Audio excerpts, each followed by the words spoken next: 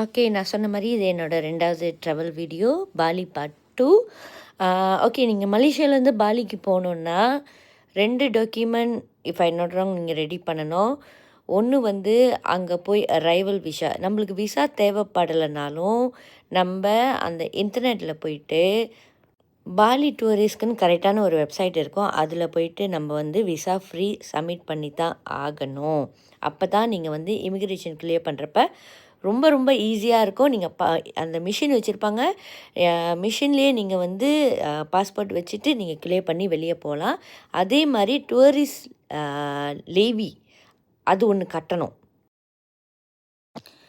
Okay, so அந்த Levi கட்டிட்டீங்க, இமிக்ரேஷனும் clear பண்ணிட்டீங்கனாக்கா உங்களுக்கு ரொம்ப ஈஸியாக இருக்கும். நீங்கள் வந்து 5லேருந்து 10 நிமிஷத்தில் நீங்கள் கிளியர் ஆகி வெளியே வரலாம். இந்த வியூ எவ்வளோ அழகாக இருக்குது பார்த்தீங்களாக்கா. நானும் எவ்வளோ இடம் ட்ராவல் பண்ணியிருக்கேன். பட் இந்த வியூ ரொம்ப ரொம்ப அழகாக இருந்துச்சு. ஸோ அதை நான் ரெக்கார்ட் பண்ணி போட்டிருந்தேன். ஸோ அதுக்கப்புறம் நம்ம கிளியர் பண்ணி வந்துட்டோம். எங்கள் சிஸ்டர் எங்களுக்கு முன்னே சிங்கப்பூர்லேருந்து டைரெக்டாக வந்து இறங்கிட்டாங்க. ஸோ அவங்க தான் எங்களை ரெக்கார்ட் பண்ணிக்கிட்டு இருக்காங்க. எங்கள் பாப்பா கையில் பார்த்திங்களா அவ்வளோ டாக்குமெண்ட்டும் ப்ரிண்ட் பண்ணி எடுத்துகிட்டு வந்தோம். ஏன்னா ஃபேமிலிக்கு கூட்டிகிட்டு போகிறனால எந்த ஒரு ஹெசல்ஸும் இருக்கக்கூடாதுன்னு சொல்லிட்டு நம்ம எல்லாத்தையும் ப்ராப்பராக ப்ரிப்பேர் பண்ணி எடுத்துகிட்டு போயிருந்தோம். அதுக்கப்புறம் எங்களோட ஹோட்டல் வேன் வந்து எங்களை ஏற்றிக்கிச்சு. நீங்கள் கிராப் புக் பண்ணலாம், விலை குறைவு. அங்கே கிராப் ஃபுட்டும் வேலை செய்யும். இல்லை இந்த மாதிரி ஹோட்டல் ஒன் வே ட்ரான்ஸ்போர்ட் நீங்கள் எடுத்துக்கலாம். ஹோல் வேன் இல்லை காடி பேசுனீங்கன்னா அந்த ஹோல் டே ட்ரான்ஸ்போர்ட் சார்ஜ் பண்ணுவாங்க, விலை கூட.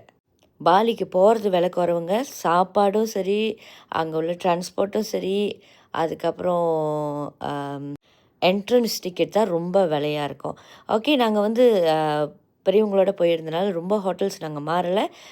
போன வாட்டி நான் விழாலாம் மாறியிருந்தேன். இந்த வாட்டி ஒரே ஹோட்டலில் நாங்கள் மெயின்டைன் பண்ணிக்கிட்டோம். ஏன்னா எல்லா சர்வீஸும் இருந்துச்சு. பசியாரியும் நல்லா தான் இருந்துச்சு. பட் ஒன்லி திங் பார்த்தீங்கன்னாக்கா நாங்கள் ஒரு வாட்டி தான் இந்த பசியாறு இங்கே எடுத்தோம்.